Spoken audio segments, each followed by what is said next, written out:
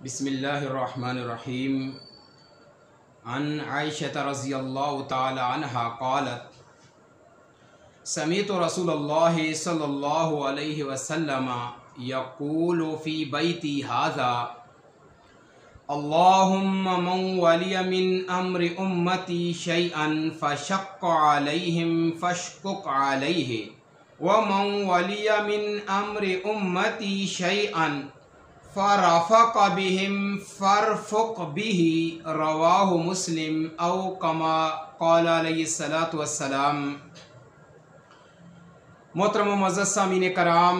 اسلام کی باقی خصوصیات کی طرح ایک بہترین خصوصیت یہ بھی ہے کہ جس طرح وہ ماتحت کو اپنے امیر، ذمہ دار اور حاکم کی مشروع کام میں اطاعت کرنے کا حکم دیتا ہے کہ جائز اور مشروع کام میں ان کی اطاعت کی جائے، ان کی مدد کی جائے، اسی طرح ایک حاکم، ذمہ دار اور سردار کو بھی حکم دیتا ہے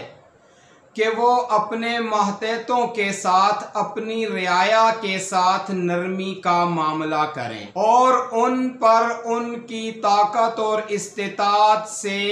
زیادہ بوجھ نہ ڈالیں اور جہاں تک ممکن ہو ان کے حقوق کا خیال رکھیں۔ اور یہ حکم عام ہے، چاہے کوئی آدمی چند آدمیوں کا حاکم اور ذمہ دار ہے،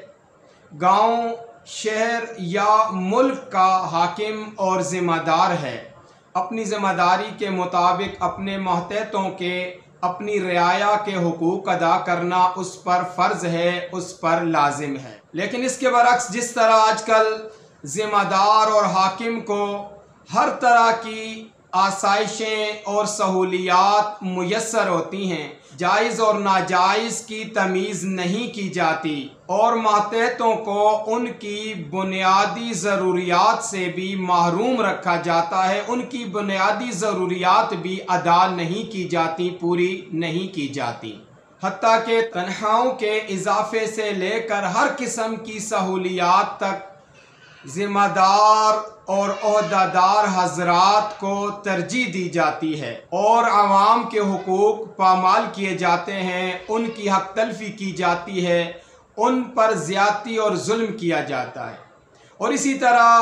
ان ذمہ داروں اور ان حکمرانوں کے ناجائز خواہشات پوری کرنے کے لیے یہ لوگ ماتحتوں پر ظالمانہ ٹیکس لگاتے ہیں، وہ لوگوں کے حقوق ادا کرنے کے بجائے ان کا خون نچوڑتے ہیں اور ہر قسم کی اپنی ناجائز ضروریات اور سہولیات حاصل کرنے کے لیے ماتحتوں کی حق تلفی کی جاتی ہے۔ حالانکہ اسلام میں ایک حاکم اور ایک عام آدمی، رعایا کا عام فرد برابر ہیں، حقوق میں برابر ہیں، قانون میں برابر ہیں۔ یہاں قانون امیروں کے لیے، عہدیداروں کے لیے، ذمہ داروں کے لیے، حاکموں کے لیے قانون اور ہوتا ہے اور عام آدمیوں کے لیے، غریب آدمی کے لیے، بے سہارا آدمی کے لیے قانون اور ہوتا ہے۔ اس کے برعکس اسلام انتہائی اعتدال کا درس دیتا ہے۔ تو نبی علیہ الصلوۃ والسلام جب کسی آدمی کو کسی علاقے کا گورنر، ذمہ دار مقرر فرماتے، یا نبی علیہ الصلوۃ والسلام کے بعد خلفائے راشدین یہ کام کرتے کہ کسی کو گورنر اور ذمہ دار بناتے، تو اس کو ان باتوں کی خاص نصیحت کی جاتی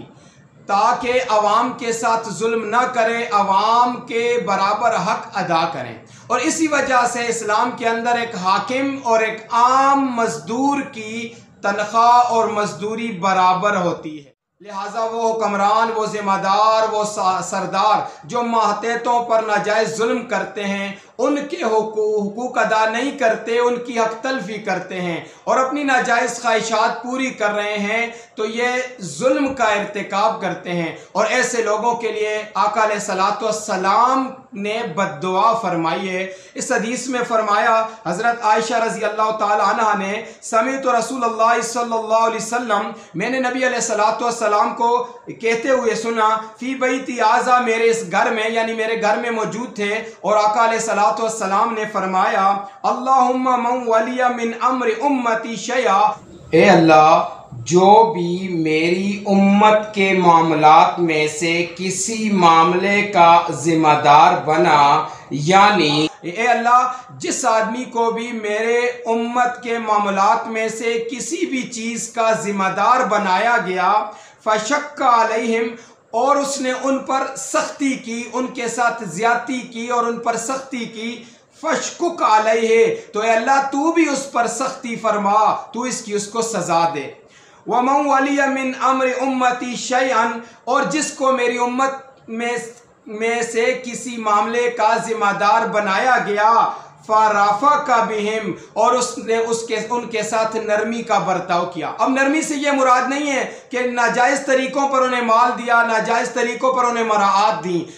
اپنے رشتہ داروں کو یا کسی دوست احباب کو یا کسی غرض کی بنا پر، بلکہ تمام کے برابر حقوق کا خیال رکھا اور لوگوں کے ساتھ نرمی اور اچھائی کا معاملہ کیا، احسان کا معاملہ فرمایا۔ فَرْفُقْ بِهِ، تو بھی اس کے ساتھ نرمی کا معاملہ فرما۔ نبی علیہ السلام کی ایسے ذمہ داروں، حاکموں اور سرداروں کے لیے، عہدیداروں کے لیے سخت وعید اور بد دعا ہے کہ جو اپنی رعایا، اپنے ماتحتوں کے حق ادا نہیں کرتے، ان پر سختی کرتے ہیں، ان پر ظلم کرتے ہیں، تو ایسے لوگوں پر یا اللہ تو بھی سختی فرما، ایسے لوگوں کو سخت سزا دے، اور یہ ان کے لیے بد دعا عام ہے۔ دنیا میں بھی سختی فرما اور آخرت میں بھی حق تلفی کرنے والے لوگوں کے حق مارنے والوں کے لیے سخت عذاب ہے۔ اور جو اس اپنی رعایا پر اپنے ماتحتوں کے ساتھ نرمی کا سلوک کرتا ہے، تو اس کے لیے آقا علیہ السلام نے دعا فرمائی کہ تو بھی اللہ تعالیٰ ان کے ساتھ نرمی کا معاملہ فرما، یعنی دنیا میں بھی اللہ تعالیٰ ان کے ساتھ نرمی فرما اور آخرت میں بھی اللہ تعالیٰ ان کے ساتھ نرمی فرما۔